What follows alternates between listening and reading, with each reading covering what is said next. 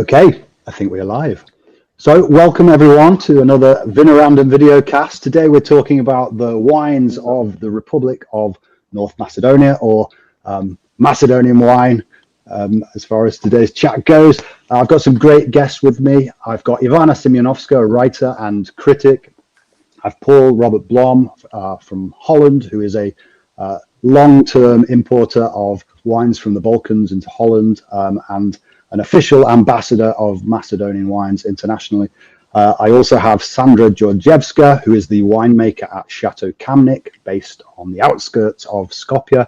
And I also have Andon Krstevski, who is the winemaker at Stoby Winery. So welcome everybody. I hope you're all well. Very good. Good to see you. Hi. Yes, we are. I Excellent. am, for sure. Thank you. Excellent. So let's dive straight into it, shall we? Let's have a bit of history just to set us up. Paul, I know you've been traveling to the region for many years. Why don't you give us your take on how Macedonian wine has developed? Just 2,000 years to play with. My first meeting with the Macedonian wines was during the International Wine Fair in Ljubljana in '73, where they had a big pavilion, and all the companies that were, let's say, the state-controlled companies were there. And that was, I was interested just to taste the local varieties. So I started to taste with Krstevska, because Vranec at that time was not so an interesting name. Vranec came up after the splitting up of Yugoslavia, and then it was Vranec on the front. But Krstevska was always the most presented variety. In all the years that I've been judging in Ljubljana, it was always Krstevska, and in the 19th, Vranec came up when there was a blockade of small Yugoslavia and Montenegro was not allowed to export. Suddenly all the wines were named Vranec. First Vranac and then Vranec. And well, no matter the name, I always try to push the local varieties and not Merlot and Chardonnay from all the countries that I was dealing and importing wines. And I still feel the fear that people is afraid of introducing a local variety on the markets because they are afraid that people don't accept them. But I think you have to start with the few trendsetters, and they can develop among their own friends that they have found something interesting. And that you never will achieve that with a Merlot or Cabernet or Chardonnay or Sauvignon Blanc as a newcomer. I mean newcomer. The history is older than many other wine regions in Europe, but still you are an unknown supplier. And it's, well, the strategy should be based on small specialized importers and not to find a shell in the supermarkets, because then you get on the bottom line and nobody will ever see you. I have to close because my battery is low. So if somebody takes the lead, I will charge a little bit. Okay, short but sweet. Thank you, Paul. Okay, so obviously Paul has introduced us briefly there to the Vranac variety. Ivana, I know you've been writing about Macedonia's key red grape variety for a decade and more.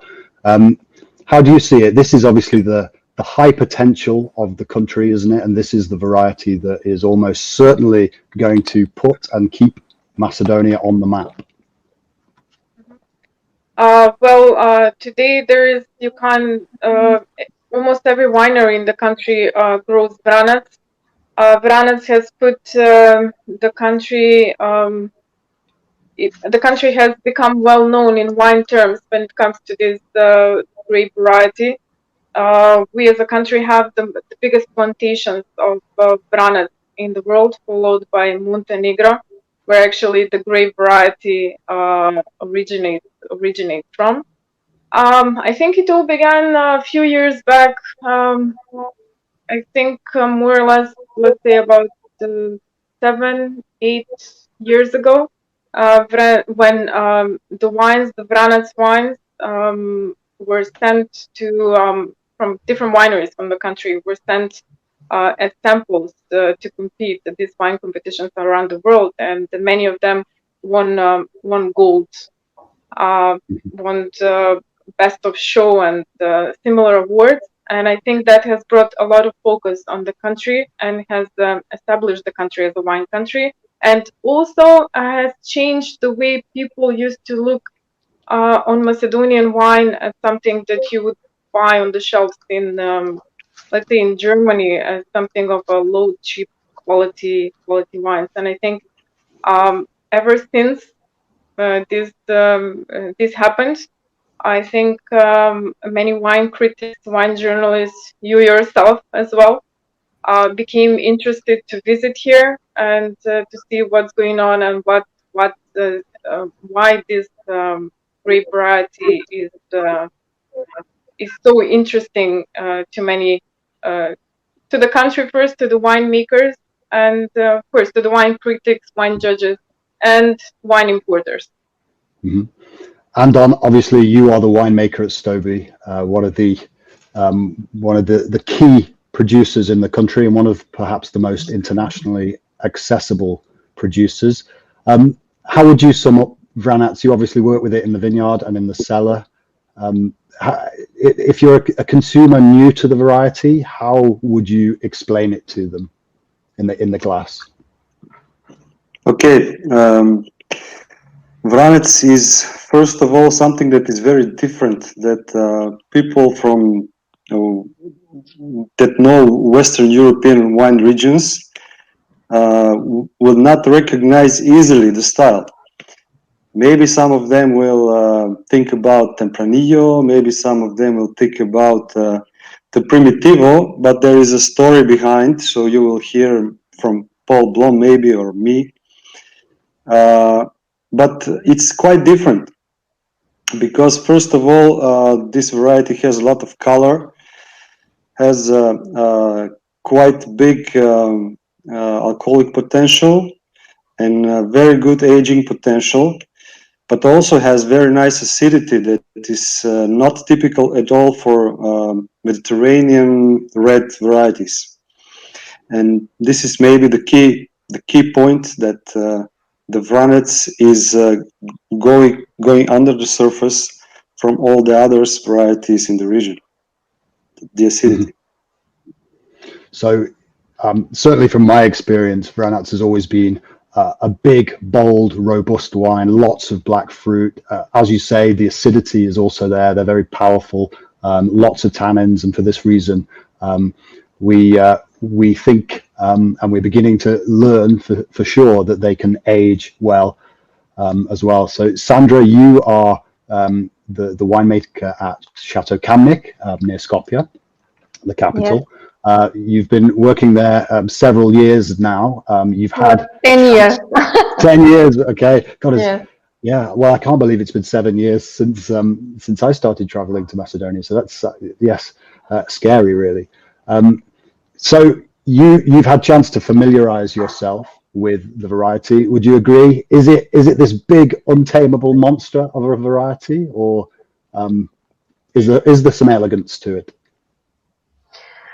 It is, but it depends where the grapes growing and in which landscape and altitude, but also how they are viticultured. Because as Ivana said, we was the first winery that won not only gold medal but regional trophy for Central and Eastern Europe in Decanter in 2013 for the 2011 vintage of Vranac terroir. And after that, most of the judges from Decanter came in Macedonia and visit the whole region and most of the wineries, and taste some different Vranac also. So our Vranac, it's coming from high altitude, 550 meters above sea level, and they are, I can say, old vineyards, 22 years, not so old as French, they said 50 and 100, but ours 20 years are also old. And because of high altitude and not irrigation system, they concentrate a lot sugar, more than 300 grams per liter sugar. But Vranac, it's monster grape, as Andon said, because it has everything: acidity, anthocyans, and tannins, and polyphenols, everything. This is very important for Macedonia because according EU regulation, Macedonia, the Republic of North Macedonia, belongs in the third zone, CB zone, for production of wine, where is allowed acidification. So we have actually problems in other international grape varieties that we are growing. We have problems with keeping the acidity in the grapes. So we have to acidify the grapes, the wine, the juice. And with this variety, we don't have problems with acidity. It has some years 9 grams per liter acidity and 300 grams per liter sugar. So acidity like sparkling wine and sugar like Amarone style wines. Yeah. Okay. There is why we are aging the long period of aging that kind of Vranac. But I wanted to say that in the last 3 years we try to make some smooth Vranac, which will be drank young and for everyday drinking. So it can be done like that, but you can imagine you have to manage the yield in the vineyard, and as you know, the wines are making in the vineyard. Absolutely, yeah. So we can come back to talk about perhaps some of Kamnik's wine specifically, but Ivana, let's talk about just how Vranac gets its sugars and its color. Let's talk about the Vardar Valley in particular. Macedonia is a super hot country, isn't it? The majority of the vineyards are focused in the center of the country. Do you want to talk about perhaps some of the important terroirs that can be found there?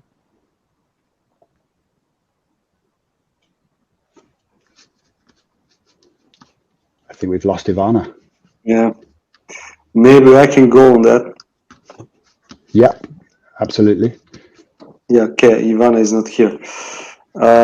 I will just add a little bit about the technical characteristic of the Vranac. Sandra told that we can make easy drinking Vranac as well. I would say that not only we can make easy drinking Vranac, but also Vranac is a good variety for rosé making. Maybe with a little bit more pronounced color, but with that good acidity, with early harvest, we can make quite fresh and very fruity Vranac. Because Vranac on the basis is a fruity variety, very little bit of spice, but the fruitiness is here, so you can make rosé, you can make easy drinking Vranac, 12-13% of alcohol, and also 14 and above for the aging Vranac. About the terroir. Yeah, your vineyards are in Gradsko, aren't they? Which is in the center of the country, in the north of the kind of Tikvesh region, south of the Velez region. Yeah, it's really the heart of the winemaking of and historically and actually in Macedonia. In the Tikvesh wine region, we vinify 70%, about 70% of all wine grapes produced in the country. But the Vardar River Valley, that is from Skopje until the border with Greece, vinifies about 90% of all the wine grape productions. So here we have it's one region, Vardar River, but quite different climate, because Macedonia is on the collision between continental and Mediterranean climate, and if you're norther, you get quite different and colder climate than when you're on the border with Greece, and we have very different styles of Vranac. But here in the Tikves wine region is really the Vranac that is on argile and on clay and sandy soil, that is giving the maximum potential. Now, all depends on the yields, the time of harvest, like Sandra said. Yeah. Ivana, are you with us? Yeah, can you hear me? Yeah. Okay, so I know that you've been writing for Vinorandum recently about the Disan Hills. You've been focusing in on some of the smaller, less well-known terroirs of the country. Is there anywhere else other than Disan Hills that is interesting? But B, do you think the international consumer is ready to hear about some of these places? I think they are. For the last years we have a series of stories, whether it be and the winery invest in branding the Macedonian wine, highlighting the sample of the country, and that now we are known. We can start, or we have started highlighting some of the micro locations in the country, just for example, Okay, I think I don't know, have we lost her? Paul, are you back with us? Yes. Yeah. Do you want to maybe pick up on what Ivana was saying? You've obviously traveled the Vardar Valley frequently. It probably just talking about Tikves is probably. Well, the progress in taking care of the vineyard is incredible, because the interest, that, like it was said before, the wine is made not in the cellar but in the vineyard, and this is an important move towards quality and stability. And the picking, of course, the picking moment of the grapes is very important. Before, there was paid for the continence of the sugar. The more sugar, the higher the price. And now they are aware that they should give a bonus on acidity in general, not only in the special cases, because normally the grapes get enough sugar to make good wine and enough alcohol. So the acidity is the main point of interest for the growers and the winemakers. Mm-hmm. Okay, Ivana, are you with us? Yes, I'm back again. Sorry for that.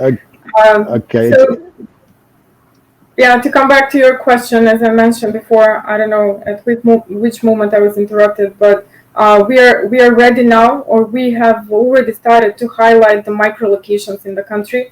For example, Tikves has started highlighting Barovo, Bila Voda, Lipova, where some of the best samples of let's say Barovo, Bila Voda of Vranac are grown. Also Lipova, some interesting varieties.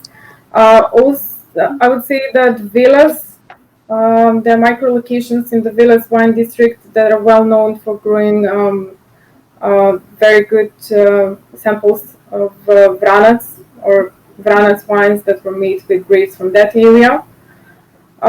Also in the Strumica, Radovic, there. I'm currently in Ohrid, so Ohrid is a little bit unexplored when it comes to Vranac. Also, I've tasted some very interesting samples of it here. And another maybe a little bit forgotten, there is one micro location in the Skopje area. Um, so there's also Vranac grapes that are grown with higher acidity, of course, taking into consideration that it's under the influence of the continental climate. Mm-hmm. But the best Vranac wines definitely come from the Tikvesh area. I have recently written about Disan as an area. It's a very it's a quite still unexplored.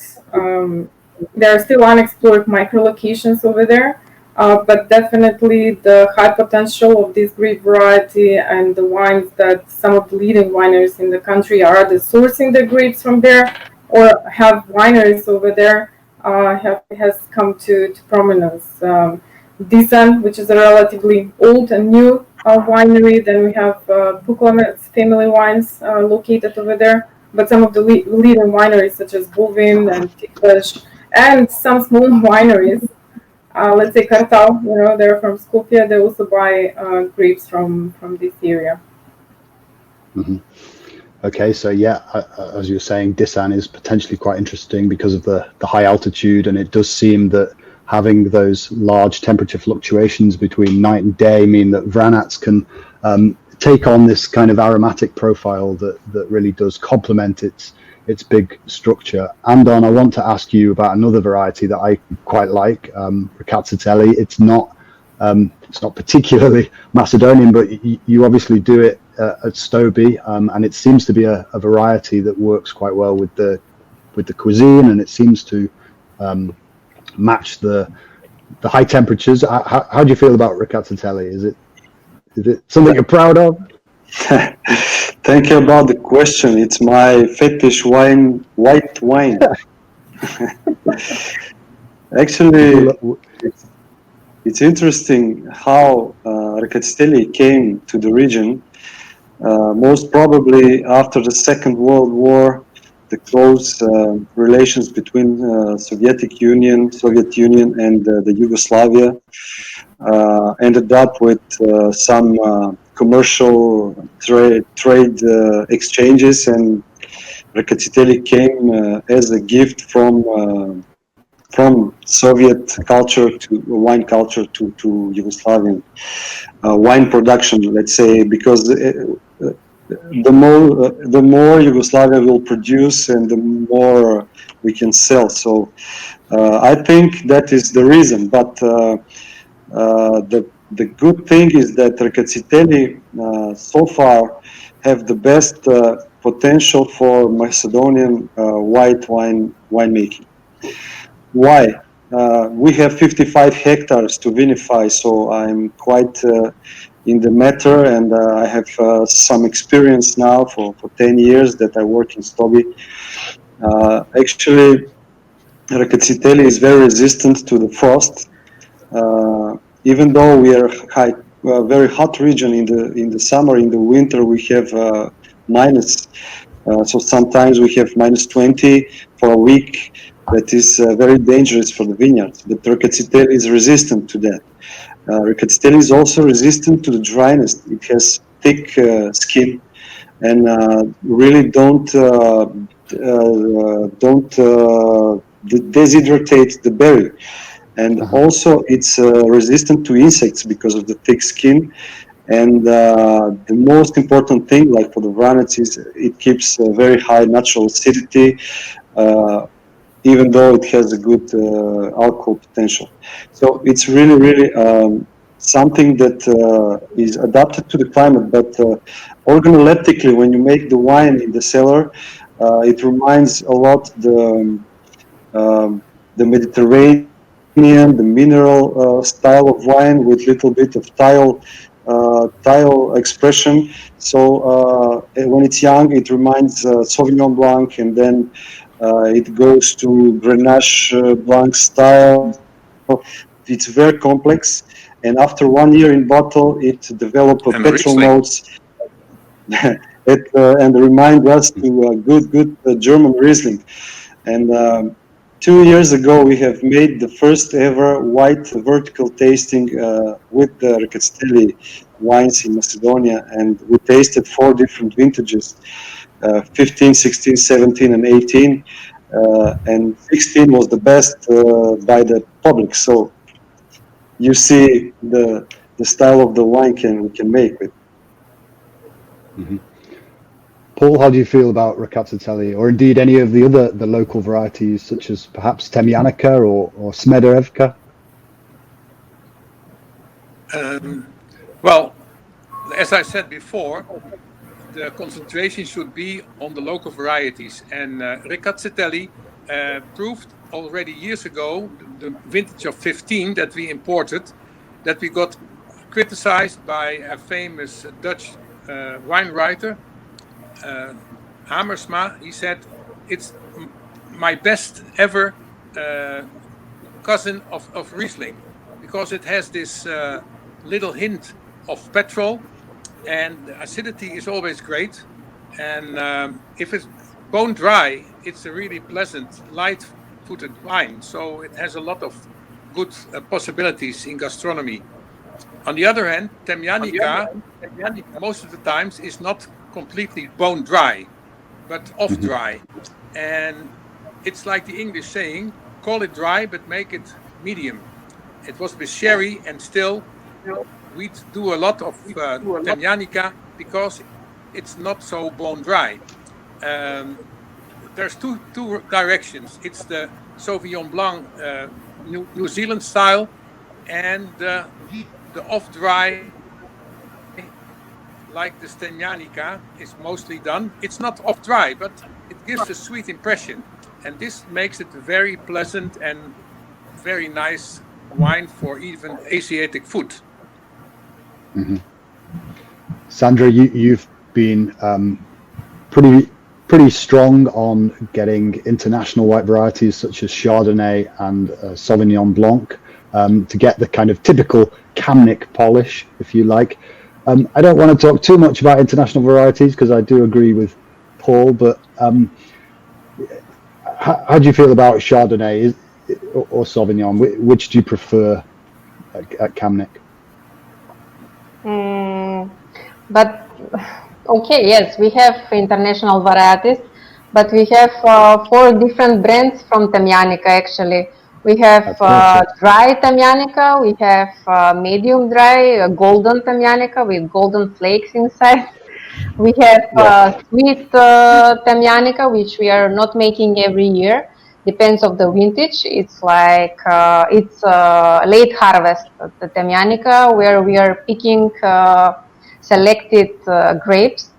And 2014, because it was very bad vintage for still wine, but we were concentrated about sparkling wine. So 2014, we made also sparkling wine from market, and it is sweet for desserts, like dessert wine. About Chardonnay, we are making very interesting and now coming very popular barrel fermented Chardonnay, like very international Californian style, where we are using 30% of new French oak aging on Surly for 15 months. And about Sauvignon Blanc, from last 4 years, we started making Fumé Blanc, which is aged 4 months in 100% new oak on Surly, and it's very interesting because it's elegant and balanced. The impression on the nose, it's Sauvignon Blanc, but on the taste, you're feeling more complexity, more nutty, creamy, vanilla aromas.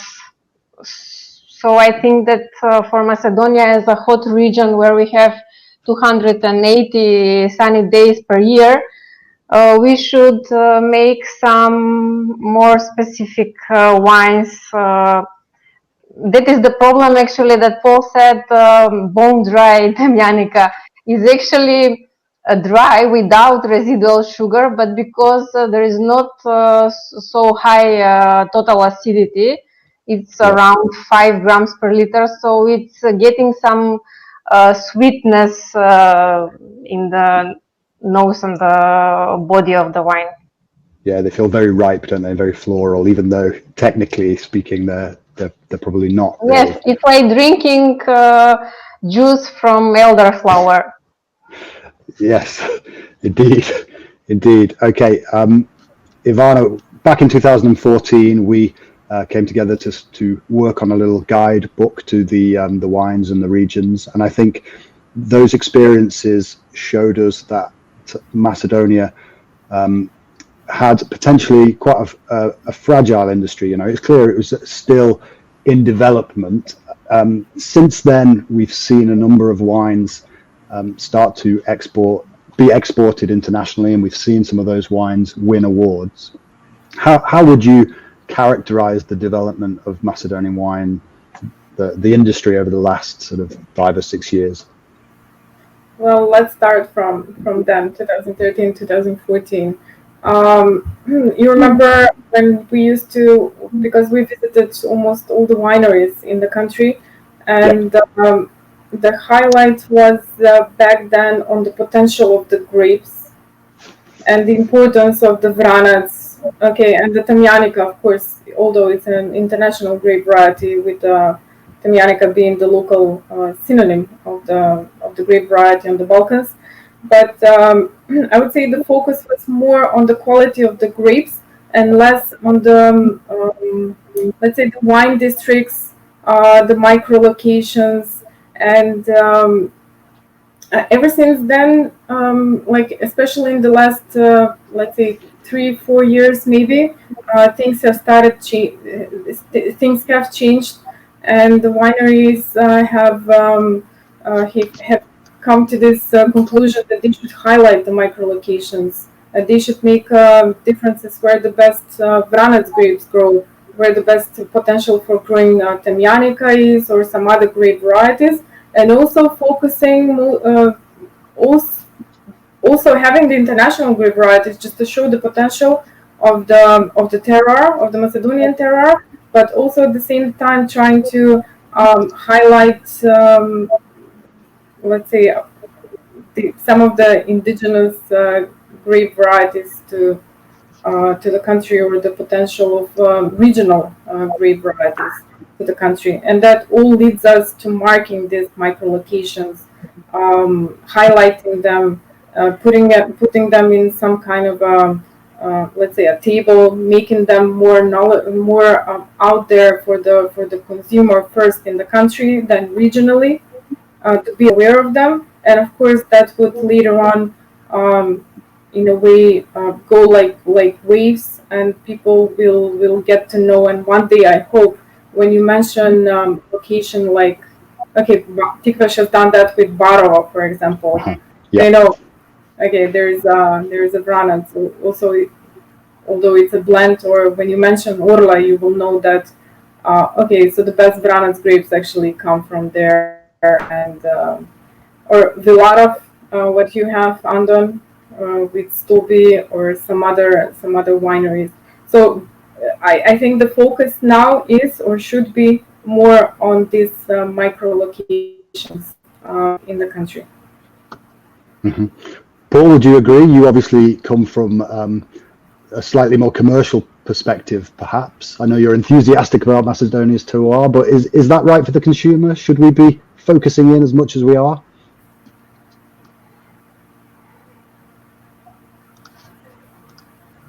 You have to gain market share from the countries that are already there, and because the consumption is not growing in general in the world, and as long as there's an overproduction of international varieties, of course, it's easy selling directly on the home market, but if you want to be on the export markets, you have to have enough quantities of interesting other varieties, because this is the only way to achieve a market share.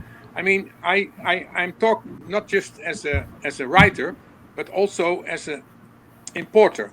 Through the years, since 74 and since 84, we have sold bottled wines more than 6 million bottles, and mainly the varieties that's typical for Macedonia. So Vranec, Krstevska, Simjanovska, and of course we have Chardonnay and Merlot and Cabernet. But we first try to push the local varieties because this has the future. The others are just compared to the price. How much is your Chardonnay cheaper? I mean, Kamnik has another position. They make excellent small quantities, but the other wineries that is based on bigger quantities, they cannot make the same, let's say, care for the vineyards because it's on the bigger scale. And of course, they have excellent technicians and cellar masters and enologists and blenders, but still you have to win your own market with your own varieties. This is the message that I want to give, and I have proven, even in a small and very competitive market like the Holland market, that it's possible to achieve this position for these names. Mm-hmm. Well, yeah, absolutely. I agree. I suppose on that note, who wants to tackle this critical question? Why don't people plant more Stanusia now? Andon, any thoughts, any feelings? And obviously, I know you don't currently make one, and not many people do. But when I was visiting and I tasted a few examples, I thought this was an interesting grape. But in the last 7 or 8 years, it doesn't seem to have really made any progress. Why is that? Well, I'm not sure I can give the correct answer, but during the transitions, not many Stanusia was planted. I was not born, so I don't know. I don't know so why. Is it just a lack of it? A lack of plantings? There is not much Stanusia. Only the old vineyards on the Kožuf mountain by the Tikveš Lake above Kavadarci in the hills kept the tradition of Stanusia. And here in Demirkapia, where I live, we have a little bit. And I'm not sure there is not one big plantation of Stanusia that I know in the country. There are more small vineyards here and there. And about the typicity of Stanusia, as for the Vranec, is very, very characteristic and typical, something that you cannot find anywhere else.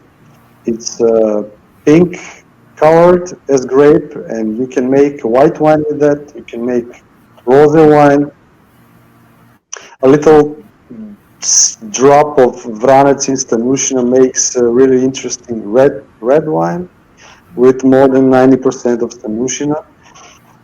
I'm sure it can be interesting, but the style is not very commercial of the grapes. It has a lot of tannins, so we need to make a lot of promotions to increase the sales, because there is not a lot and it's not very commercial. So there's a lot of work behind to put it on the market, and this is my answer. Yeah.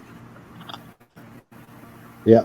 Does everyone agree? Yeah. What Andon is saying is very true. If you have local varieties, that is like Stanusia or Vranec, you always make blends where the local variety is predominant. So it still had the character of the variety and not just international with some little pepper and salt of a local variety. No, the other way around. There is something that people recognize in the Merlot or Cabernet or Chardonnay, but in the first place, it should be the character of the local variety. Something that is very interesting and we didn't mention is the origin of Vranets and the name of Krtošija. Maybe Paul will say and remind us a little bit. Yes, I mean, certainly for international sort of followers who are not familiar with the Vranets variety, I always tend to try and come at it from the Primitivo angle, which is obviously the Italian Primitivo, the American Zinfandel, and that's the synonym for Tribidrag. And I think they've proved, haven't they, that Tribidrag has a sort of parent-offspring relationship with Vranets, and so they don't know the other parent, but it's Tribidrag crossed with something is Vranets. So the variety does tend to exude those kind of characters, which I think we've obviously discussed. Krstevska is also related, isn't it? You there? Well, talking about Primitivo, Primitivo is of course a very popular variety at the moment, and Zinfandel too, and that's why I cannot understand why the official instances in Macedonia, in North Macedonia, neglect the fact that their Krstevska is the grandmother of these popular varieties, and they don't even register this variety in the 64 varieties that I have entered in the institute in Skopje.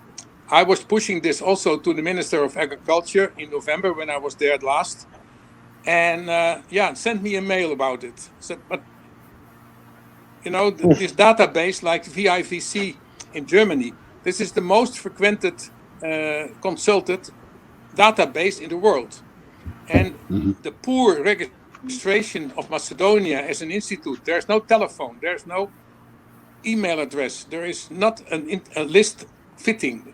Neither Krstevska, neither Vranets, nor Temjanica is entered in this small list of Macedonia. And this is, you know, if you want to export and you don't even register your own gems, what can you expect from people to find them?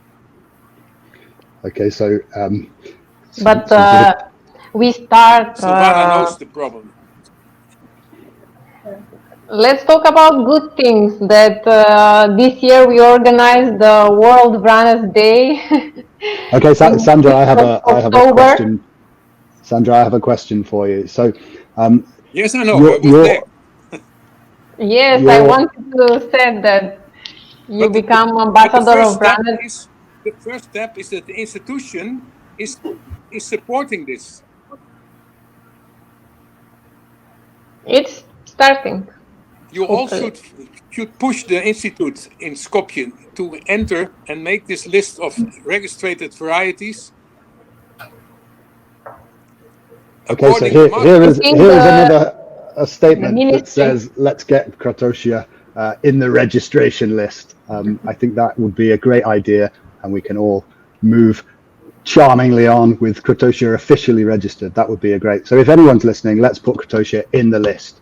Sandra, Vranets going forwards, how do you see the next 10 years stylistically for Kamnik? Are you going to try and tone it down, or are you going to try and tone it up and make even bigger, bolder Vranets? What's the ambition? Well, our motto for the winery is looking for the perfection, but you never know what is the perfection. And after the years, it's changing your opinion for the perfection sometimes. As I wanted to say that Vranet has a potential of acidity and sugar. We are not looking for gaining more sugar, just we are looking for phenological ripeness. So managing the yield and phenological ripeness, now we are making two types of Vranets. Big, bold one with muscles, our terroir Vranets, which is aging 2 or 2.5 years in new 100% new oak barrels. And we are making other Vranets like it's full colored, full-bodied, but less astringent and with less potential of aging, which we are putting in our blends. We have one French blend with Cabernet Franc and Merlot, which we put 30% of Vranets to put touch of Macedonian grapes. Yeah. And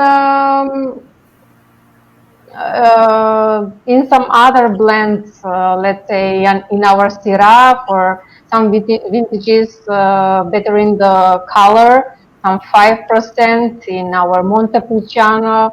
So we are doing a lot of blends with Vranets actually, but which is our main brand for Vranets is Terroir, and it's for aging more than 10-15 years, maybe more than 15 years, we don't know. Our first Vranets is 2008, it's still in very good conditions.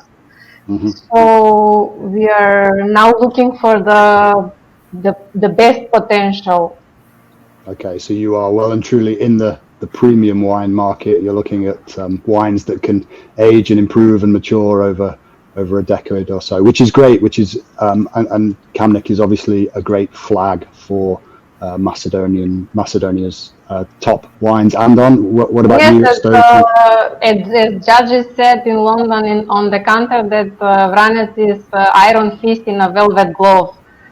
Yes. So you just need patience to keep it aged well. Yeah. We at Stovi, we make different styles of Vranets. We make everyday Vranets with 11.5% alcohol that I love very much. That is off dry, very popular here on the Balkans, but also we make a lot of exports. We export in Russia, in China, in Europe countries, which is good. That we are now sure that we can make out of Vranets easy drinking wine that is easily recognizable. Then we make in the classic range, we make Vranets that is between 13.5 and 15%. It's more concentrated, but also very fruity.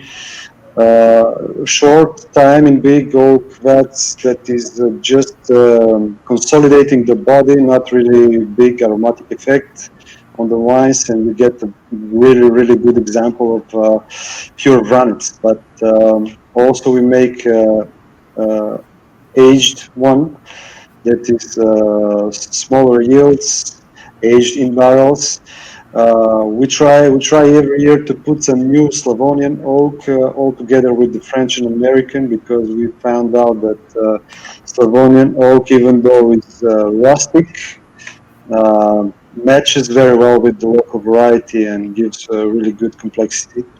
Mm-hmm. So we aged Vranets for 18 to 24 months to make the Veritas Vranets, that also had a lot of gold medals through the competitions.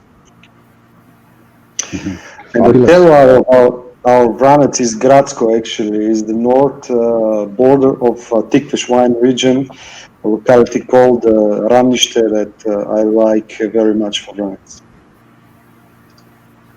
Okay, I think we're at 48 minutes. I think that's a nice place to take a breather. Ivana, some closing statements, perhaps? Yeah. You've been passionately following Macedonian wines for years now. What are your hopes for the future? How do you see things progressing?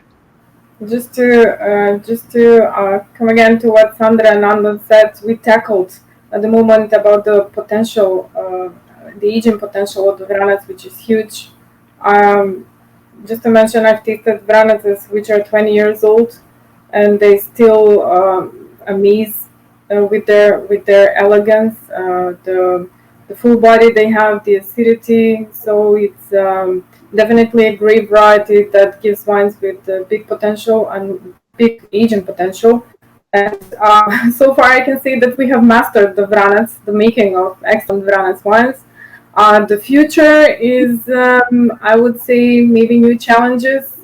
Just like you said about the Stanushina, even though it's a great variety that gives rather it gives elegant wines, but not with such high potential as the Brannets, and that is not something to be expected of this great variety. But we should highlight it just because it's indigenous to the Tikvish wine district, and of course, trying to win more markets, more wine consumers, more people who would be interested to not only drink our wines, but come here, taste the wines, and make comparisons of what we produce from international grape varieties, and of course from regional grape varieties. And I think we have excellent samples. Of course, the future is there. We have to work more, explore more. The challenges are ahead, but so far I think we have achieved a lot, and I think we have a good pace, and if we continue so, of course, with the help of international friends, judges like yourself, and critics, I think we can achieve even more. Just because we have more and more of these young winemakers like Sandra, Andon, and many more that I hope will be our guests in some of the next episodes, that are so eager to learn and so eager to apply that knowledge in North Macedonia. Fantastic. Okay, Thank Paul. I think we're gonna wrap it up. I just want to say thank you very much, Andon, Sandra. Thank you for your participation.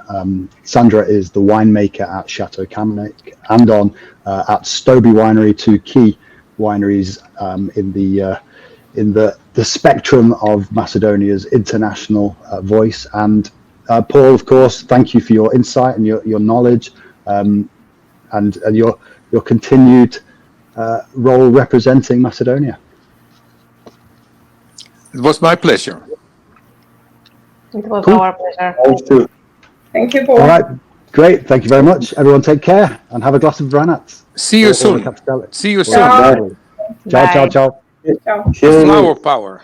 There it is, indeed. God, that Cheers. is dark. Na zdravie.